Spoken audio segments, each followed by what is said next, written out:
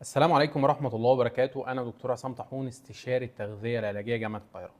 ده الفيديو الرابع في سلسلة فيديوهات علاج مرضى السكري النوع الثاني ومقاومة الأنسولين. في الفيديو ده هنبدأ أول خطوة عملية لعلاج مقاومة الأنسولين والبري دايابيتك ومرحلة ما قبل السكري والسكري النوع الثاني. أول وأهم خطوة كبيرة جدا جدا تعملها لو أنت عايز تبدأ نظام غذائي قوي لاسترجاع حساسية الأنسولين وإن جسمك يشتغل بشكل طبيعي، هي إن أنت تمنع أي حاجة مصنعة. أي حاجة مصنعة تشمل أي حاجة داخل فيها صنع الإنسان. أي حاجة من بره بيتك امنعها. أي حاجة فيها مواد حافظة، أي حاجة فيها سكر صناعي، أي حاجة فيها ألوان صناعية تجنبها وامنعها تماما. ندي أمثلة: الشيبسي، البيبسي، البسكوت، اللبان، اي تسالي من السوبر ماركت، اي تسالي جاهزه وداخل فيها لون صناعي، داخل فيها سكر صناعي، داخل فيها مواد حافظه، امنعها من حياتك تماما. ناهيك طبعا عن اكل المطاعم اللي كله برضه مواد حافظه وسكريات صناعيه ومقبلات ونكهات وحاجات كلها سيئه جدا ليك. اول حاجه تعملها، ما تبداش نظام غذائي بتقليل اكلك. اول خطوه كبيره تعملها لو انت مدمن حاجه من اللي انا قلتهم، تبطلهم تماما. ده له سبب طبي وعلمي كبير جدا، وهي ان المواد الحافظه والمواد الكيماويه والمواد الصناعيه بتستفز الانسولين بشكل اكبر من اكل البيت بمراحل. يعني انت طبعا هتبدا تهتم بالنشويات، وهنبدا نهتم كلنا بالنشويات طبعا، وهتكلم عليها بشكل مفصل. لكن قبل ما تبدا بالنشويات، ابدا بالحاجات اللي انا قلت لك عليها. يعني لو تاثير النشويات 1 اكس، فتاثير الحاجات المصنعه 10 اكس على البنكرياس بتاعك. هنا النقطة الأساسية والمحورية في علاج المشكلة إن إحنا عايزين البنكرياس ما يفرزش أنسولين كتير. يعني عشان نزود حساسية الأنسولين ويرجع يشتغل بشكل طبيعي، فهي الفكرة الأساسية إن سكر الدم ما يعلاش، وإن الأنسولين ما يفرزش، البنكرياس ما يفرزش أنسولين بشكل كبير وبشكل متكرر. إذا الفكرة كلها بتتمحور حوالين الجزئية دي. عشان نرجع حساسيه الانسولين تاني، يعني الجسم يشم الانسولين والانسولين يشتغل بشكل طبيعي تاني، فلازم نقلل افرازه، ولازم نقلل الاكل اللي بيستفز الانسولين انه يتفرز تاني. يعني كده بالبلدي هشبه لك الموضوع بالارض. يعني ده كان مثال حد ضربه كان عجبني جدا. الارض عشان خاطر الناس تخلي الزرع يطلع ويكبر، بتعطشه، بتعطش الزرع. فالزرع طول ما جنبه ميه، فالزرع كسلان شويه، اللي هو لو البنكرياس موجود فالجسم مش حاسس بيه.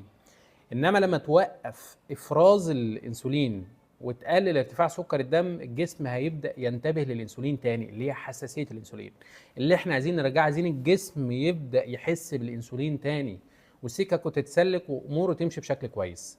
فعشان نرجع حساسيه الانسولين، الفكره الاساسيه هنا بتكون ان انا اقلل افرازه، ان انا اخلي الجسم يبدا يدور عليه، مش لاقيه يدور عليه.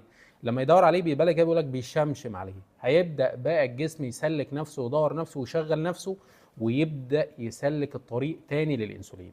اذا المهم هنا في الموضوع ده ان احنا النظريه العامه بتاعت اي نظام غذائي يستهدف حل المشكله دي قايم على فكره عدم ارتفاع سكر الدم، وعدم استفزاز البنكرياس انه يفرز انسولين بشكل متكرر. وده طبعا هيخدم البنكرياس بانه مش هيجهده ومش هيعمل له عمليه اجهاد.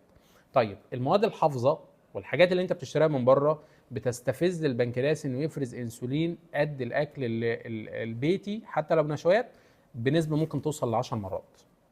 انا مش ببالغ، بنسبه ممكن توصل ل 10 مرات حتى لو كميه صغيره. يعني السم تاثيره بيتقاس بالجرام، وزيه المواد الحافظه في الحاجات اللي انت بتشتريها من بره. انت متخيل ان انت بتشتري كيس بسكوت عادي ما فيهوش حاجه؟ لا، في كتير كمان. في نسبه نشا وفي مواد حافظه بترفع سكر الدم بشكل كبير جدا، وبتستفز البنكرياس يفرز كميه انسولين كبيره جدا. اذا اول واضخم واكبر حاجه تعملها لو انت عايز تبدا تستهدف علاج المشكله اللي عندك، ان انت تبدا تمنع اي حاجه من السوبر ماركت او من المطاعم الخارجيه. خد عهد على نفسك، اقطع الحاجات دي تماما. لو انت مدمن اي حاجه، اضرب اي مثل واقطعه. اندومي، شيبسي، بيبسي، تسالي، سندوتشات، حتى سندوتشات فول وطعميه. انا كلامي واضح، اي حاجه خارجيه. ولو انت عايز تسال ليه اقول لك ليه على اي حاجه، بس مش عايز اطول عليكم في الشرح. سندوتشات فول والطعميه، سندوتشات الجاهزه، المسليات، اي حاجه من بره. وما تصدقش اللي بيتكتب على الليبل، ما تصدقش اللي بيتكتب على النيوتريشنال فاكتس اللي عليه، مش حقيقي، مش صحيح. الدراسات كلها بتقول ان اي مواد حافظه داخله جوه الحاجات دي بتبهدل جسمك بشكل كبير جدا، ناهيك طبعا عن مشاكلها التانية اللي بتأثر على دماغك، بتعمل لك عملية إدمان، بتعمل لك عملية تعود ان انت لازم كل يوم تاكل الحاجات دي. فطبعا ده خير لجسمك كبير جدا جدا جدا. فأول خطوة كبيرة امنع ده. هتقول لي حاجة دايت، هقول لك لا برضه. يعني هتقول لي مثلا بيبسي دايت مثلا، او كولا دايت او اي حاجة، هقول لك فيها سكر سوربيتول او اسبارتام، اللي فيه ابحاث بتقول ان هو برضه بيستفز الانسولين بشكل كبير جدا. هتقول لي مثلا طب انا هجيب بسكوت الشوفان الجاهز، هقول لك مش حلو ليك برضه، لان ده شوفان مطحون، فبيرفع معدل السكر او بيرفع مؤشره الجلايسيمي عالي، وبرضه بيكون عليه مضاف مواد حافظه عشان تخليه ثابت وما يبصش لمده طويله. فهنا برضه هنقع في نفس المشكله. اذا انت سيستم دماغك وريح نفسك ان اي اكل هناكله من البيت. طبعا اكل البيت هنتكلم فيه باستفاضه على النظام الغذائي ونسبه النشويات وكميتها على مدار اليوم، وازاي هنوزعها وازاي هناخدها وايه نوع النشويات الكويس ليك وازاي تاخده في الوجبه. كل ده هيجي مكانه. لكن انا هنا بتكلم على الخط الاحمر الفاصل ما بينك وما بين الاكل البيتي وما بين الاكل الجاهز والمصنع اللي يودينا في داهيه. فما تروحش ليه، تجنبه تماما، الغيه من حياتك عشان خاطر نبدا ندخل الاكل بتاع البيت ونبدا نظبط جسمنا من اول وجديد. ان شاء الله رب العالمين هنبدا نتكلم في النشويات البيتي، لان هي العنصر الاساسي في النظام الغذائي بتاع مقاومه الانسولين وما قبل السكري. هنبدا نتكلم باستفاضه عن انواع النشويات الصحيه بقى من البيت وازاي ندخلها، وايه الفرق ما بين انواع النشويات والتانيه، وايه اللي ينفعك وايه اللي ما ينفعكش، وامتى نشيلها وامتى نعمل صيام متقطع. كل ده هنتكلم عليه ان شاء الله رب العالمين في الفيديوهات الجايه. سبحانك اللهم وبحمدك، اشهد ان لا اله الا انت، استغفرك واتوب اليك.